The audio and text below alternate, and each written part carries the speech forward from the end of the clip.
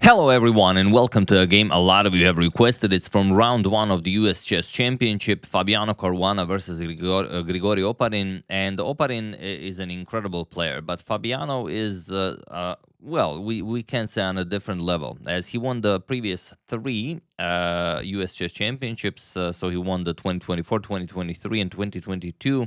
In 2021, he was in tiebreaks with Wesley So, then in the end, Wesley So beat him and Sam Sevian.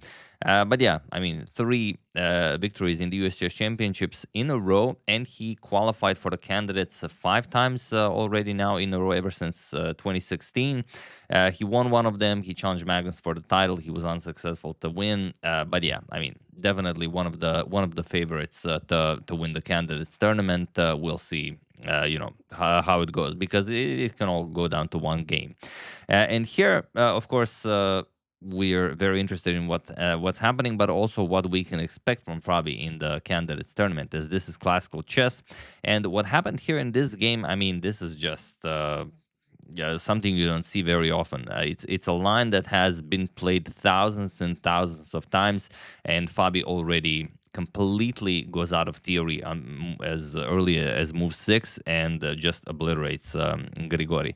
So let's check it out. Fabi with white opens with pawn to d4. We have knight to f6 and now pawn to c4. If you guys still don't know, Fabi is one of the 3 players that are already qualified for the candidates tournament, as he is the winner of the 2024 FIDE circuit, and the other 2 being Anish Giri and Matthias Blubaum, who qualified via the FIDE Grand Swiss last month. We have pawn to e6, knight c3, and bishop to b4. So the Nimzo-Indian defense, and you're probably wondering, how can you go out of theory on move 6 against the Nimzo? Well, Fabi goes queen to c2, which is the classical variation. And the reason why you play queen c2 is that when you play a3 and black captures on c3, you can capture with your queen instead of the b pawn, and you keep an intact pawn structure. But after pawn to d5, a3 bishop captures on c3, Fabi doesn't play the move everyone plays. No, he plays b captures on c3. And while there are a couple of games where this was played, most certainly not in any elite level events or by top players, there are a couple of games where castles was played, but here we have pawn to c6 by Grigoriy, and it is now as of move 6 already that we have a completely new game. And you can see that prior to this move, Grigoriy has an hour and 31 minutes on the clock. Here already, he spends 5 minutes on this c6 move, because he's never seen this position. No one has, so he has no idea how to play against it. And we have to be mindful of the clock times here at this game. Fabi continues, knight f3. Okay, just nicely developing b6, and it's regardless of what Fabi prepared, it's probably impossible to be ready for someone playing c6 and b6 in a position that was never played before. So Fabi goes bishop g5. He spends some 3 minutes on this. We have pawn to h6, bishop to h4, knight b to d7, and pawn to e3. Castles kingside, and here Grigoriy is already down to 1 hour on the clock. Fabi plays pawn to g4. And this is just, I can't even imagine, playing a position like this against a player like Fabi, who probably had maybe not this exact same position at home, but, I mean, just g4. Or maybe he didn't. He's already down to 1 hour and 11 minutes. He could, be just playing without preparation. And you have to play rook to e8, otherwise you're just worse. And Grigoriy played queen to e8. He unpinned here, which also makes a lot of sense. But now Fabi strikes with pawn to g5, h captures, we have knight captures on g5, and pawn to e5. Very principled decision. An attack on the flank is best countered by an attack in the center, but c captures, and now bishop to b5. Rook to g1, probably a bit more precise, but Grigoriy doesn't react well to this bishop to b5 move. He just plays pawn to e4, and the reason why Fabi maybe gave Grigoriy a chance to get back a little bit into the game is that you can challenge the bishop. And now after bishop c6, rook a7, it seems like it's exactly the same. You can just continue with rook g1, but now rook c7 attacks the bishop. And once you trade captures, let's say captures and captures, it's not that great of a position for white. So by playing bishop to b5, Fabi actually gave Grigoriy a chance to maybe harass it a little bit. But okay, Grigoriy plays pawn to e4. We have rook to g1 by Fabi and bishop to b7. Knight h3. Now you have to be very careful. This knight cannot move, so bishop captures on f6 is basically game over. We have knight to h7 and now queen to e2, getting ready to bring the queen into the attack as well. Queen to c8, now unpinning from the bishop on b5, but even though pawn to f6 was a better move, it's not an easy decision to make here. You just stop anything from coming to g5 and force white to make some concessions, maybe by playing pawn to f4 or maybe choosing a different route, knight f4, knight to h5 in the future.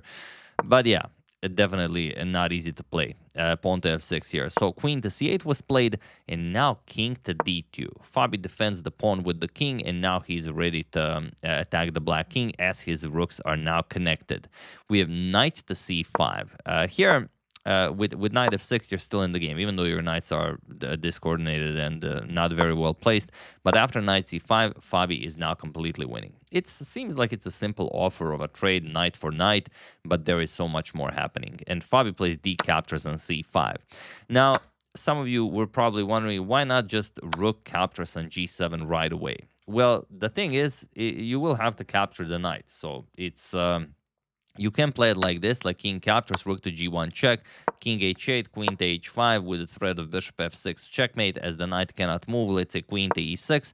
But now you don't have a good follow-up. You have to go for the knight, and now once, let's say, b captures on c5 or whatever, now you go knight g5. You threaten checkmate, and after queen to f5, you threaten another checkmate, bishop d7, offering a bishop for checkmate on h7, and finally, after queen g6, you will eliminate the defender of the queen. So now, if rook captures, you can just grab a free queen, and if queen captures, now you have a very nasty checkmate with queen e5 check, knight f6, you capture with check, and now it doesn't really matter what you play. Queen captures, queen h5 check, queen h6, queen captures will be checkmate.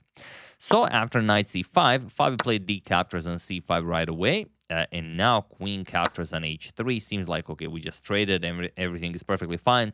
But just giving you a glimpse of that position just now, probably you already have this solved. What can Fabi play? There's only one move that wins the game on the spot, so, you know, have at it while I give you a couple of seconds.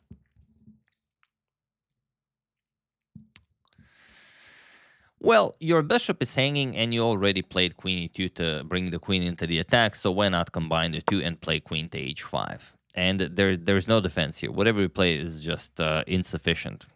Because, well, let's say you go rook 8 to e8. You're trying to give up some material just to survive the attack. No way. Rook captures on g7. And then after king captures, rook to g1 with check. King goes back, and then, of course, bishop f6 checkmate, like we've practiced in the previous line. So after queen h5, g6 was played, saying, okay, I know you want to sacrifice that rook on g7, but it's not going to work. But Fabi said pawn to c6. And the interesting thing is that this pawn to c6 move is sort of irrelevant. You could also play the same exact line without playing pawn to c6, but, you know, it's not that it's in the way or anything. Your pawn is simply closer to queening. So it is a very human move to make. Bishop to c8, and now, again, I could ask you to pause the video, but I know you guys see it. Even though you cannot sacrifice the rook on g7, you can sacrifice it on g6. We can even do it in slow motion. There we go. Rook captures on g6. Absolutely amazing. Of course, Grigoriy capture. If you don't capture it, it's just a bishop f6 mate. So it's the exact same thing. The knight cannot move. So after rook g6, f captures on g6, queen captures on g6, king to h8, and now rook to g1, threatening a mate in one. So bishop to g4, it's merely a way of prolonging the game, but maybe, you know, Fabi doesn't play the best possible moves. Maybe Grigoriy can defend. Now you've stopped checkmate. There's a bishop in between the rook and the queen, but just rook captures on g4.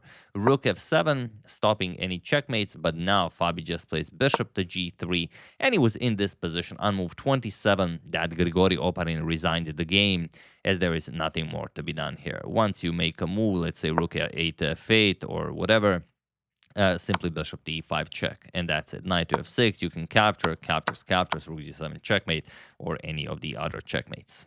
So yeah, Fabi just disposing of a former 2700 like it's nothing, going out of theory on move 6 against the Nimzo-Indian, which is, I mean, unheard of. So yeah, probably something that he maybe even has prepared for the candidates, but he thought, okay, I mean, it's also important to win this, so we might as well deploy it. So yeah, very worked out very nicely. And you can see how much time Grigoriy burned, but Fabi also burned a lot of time. So maybe it wasn't all preparation. I have no idea. But yeah, beautifully done by Fabi, increasing his rating a little bit, closing in on that 2800. He's already qualified for the candidate, so he doesn't need to do anything spectacular. So winning the US Chess Championship for the 4th time in a row would be, you know, spectacular. Maybe he even overtakes Fischer's record at some point.